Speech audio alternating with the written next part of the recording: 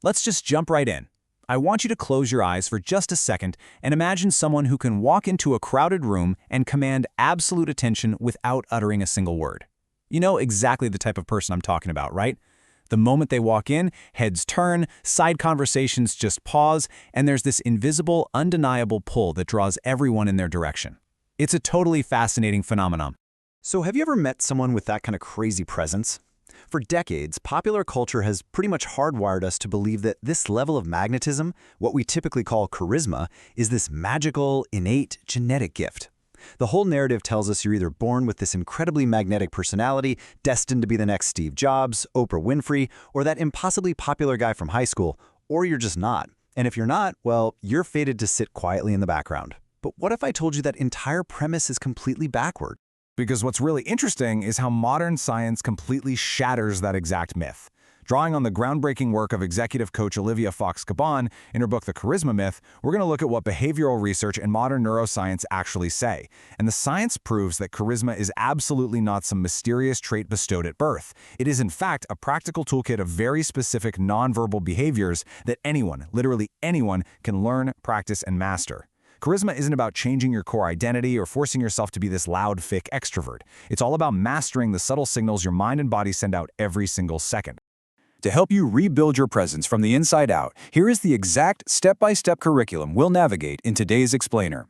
First, we're looking at the 3 magnetic pillars. Then, winning the inner game, followed by the 4 charisma styles, nonverbal and conversational magnetism, and finally, maintaining charisma under pressure. All right, let's start with Section 1, the 3 magnetic pillars, the foundation of attraction. To really understand how charisma works, we have to look back at our evolutionary ancestors. Back in primitive times, when a human encountered a stranger, their survival brain instantly asked 2 rapid-fire questions. First, does this person have the power to affect my world? And second, do they have the goodwill to use that power to help me or harm me? Those 2 survival questions, power and goodwill, lead us directly into the 3 fundamental components of charisma. The first of these survival components is presence. This literally means having full, undivided awareness of what is happening in the immediate moment. You are completely tuned into the person in front of you, not your phone, not your internal to-do list. But honestly, this is the hardest pillar to maintain today. Why? Because human beings are remarkably skilled at detecting micro-expressions. When your mind drifts for even a split second, your eyes kind of glaze over, your facial muscles freeze, and the other person instantly subconsciously registers that you've checked out. You just cannot fake presence. The second component is power. Now, power is your perceived ability to affect the world around you. Sure, it can be physical strength, but in our modern world, it's way more often about financial wealth, social status, sheer expertise, intelligence, or executive authority. The crucial takeaway here is that when people perceive you as powerful, they instinctively pay attention to you, they respect your opinion, and they seek your approval. It is entirely about perception. This echoes that deep evolutionary need to connect with strong individuals to boost our own chances of survival. And the third component is warmth. Warmth is your perceived goodwill toward others. It basically tells people whether you intend to use your power for their benefit or against them. And this brilliantly illustrates a really vital balancing act. Think about it. Power without warmth creates this intimidating, arrogant presence that actually pushes people away. On the flip side, warmth without power creates a needy, overly accommodating presence that just leads people to walk all over you. You absolutely must balance both, grounded in full presence to unlock that legendary personal magnetism. Moving right along to Section 2, winning the inner game, overcoming the mind-body loop. One of the biggest central realizations of the science of charisma is that you cannot fake body language. Your subconscious mind is constantly leaking your internal emotional state through thousands of microsignals. If you're anxious, your body's going to broadcast it no matter how hard you try to force a fake smile. There are 3 major internal blockers that trigger this negative mind-body loop. First up is physical discomfort. If you're wearing tight shoes or you're just a bit too cold, your face expresses these really subtle pain signals, like tiny micro-frowns. The person you're talking to will subconsciously assume your discomfort is annoyance directed at them, making you look aloof. Second is mental friction. Things like general anxiety or self-doubt. And third is impostor syndrome, that quiet fear that you're about to be exposed as a fraud. This literally triggers a fight-or-flight response in your nervous system, totally draining your presence and forcing your body into a closed, defensive, and completely uncharismatic posture. So how do we actually fix this? Well, here are 4 actionable cognitive behavioral tools you can use. Step 1. Do a physical scan. Check for tight clothing or thirst and just fix it. If you can't, reframe it mentally so it doesn't leak into your expressions. Step 2. Destigmatize. Remind yourself that anxiety is a totally normal human response. It's not a personal failure. Step 3. Depersonalize. If someone is being rude to you, assume they're just having a bad day. It's almost never about you. And then there's your secret weapon, Step 4, responsibility transfer. This is incredibly powerful.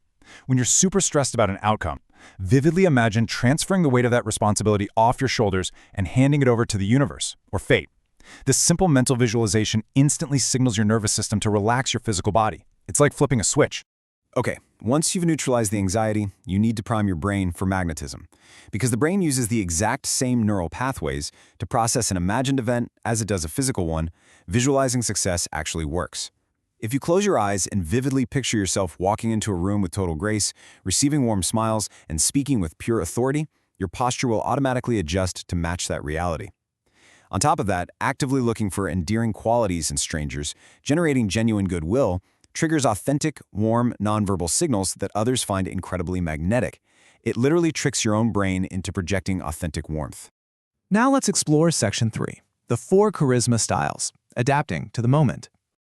I want to reassure you right now, you do not need to be loud, high-energy extrovert to be charismatic.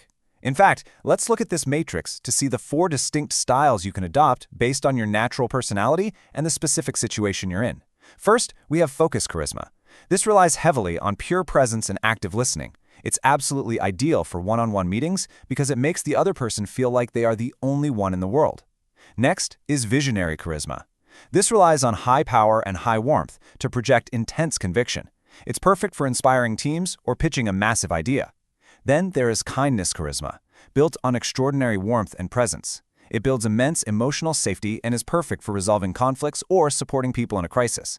And finally, authority charisma, which leans heavily on high power. It's what you use to lead decisively through a crisis or in high-stakes negotiations. The best part? You can totally switch between these as the moment demands.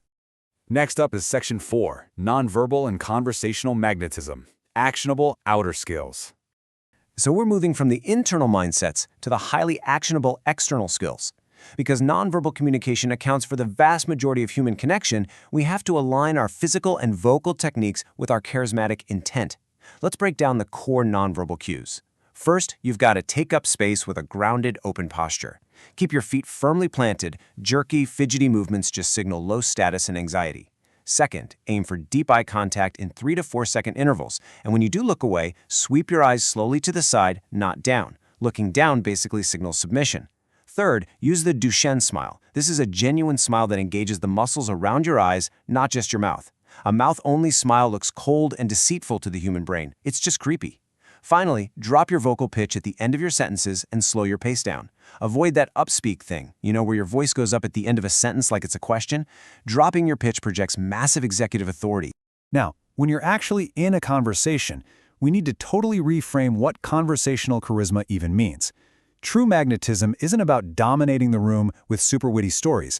It's about making the other person feel deeply valued. There are 3 key rules here.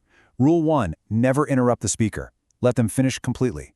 Rule 2, pause for 2 to 3 seconds before responding. This is huge. It shows you actually ponder their words instead of just waiting for your turn to talk, and it gives you time to craft a high-value response. Rule 3, reflect back what you heard to validate their emotions. If you do this, they will walk away thinking you are literally the most fascinating person they've ever met simply because you actually listened. And now we've reached our final section, Charisma Under Pressure, Navigating High Stakes and the Dark Side. Look, maintaining a charismatic presence is relatively easy when things are going perfectly. But the real test of your personal magnetism is how you handle high stakes, unexpected hostility, or delivering really difficult news. When you're facing conflict, start by establishing shared intent. Remind them you're on the same team. If someone is angry, do not meet them with aggression or defensive submission. Simply remain a calm rock, validate their frustration, and let the emotional storm pass. But I also really have to warn you about the dark side of charisma. When you master these tools, people might actually begin to idolize you, which can create a dangerous echo chamber where nobody challenges your bad ideas. To counter this, you must proactively share the spotlight and intentionally display your own vulnerable humanity. Admit your mistakes. Asking for help ensures your charisma builds lasting trust rather than destructive idolization. At the end of the day, charisma is a muscle, and it requires self-awareness and actual practice. So I want to leave you with this question to ponder. How will you apply these tools to fundamentally shift your next high-stakes social interaction? I challenge you today in your very next daily interaction, even if it's just ordering a coffee, to practice high presence, give them your undivided attention for just 30 seconds, and give a genuine Duchesne's smile. Try it out, test your newfound magnetic toolkit, and watch how the world responds to you. Thanks so much for joining me on this explainer, and I'll catch you next time.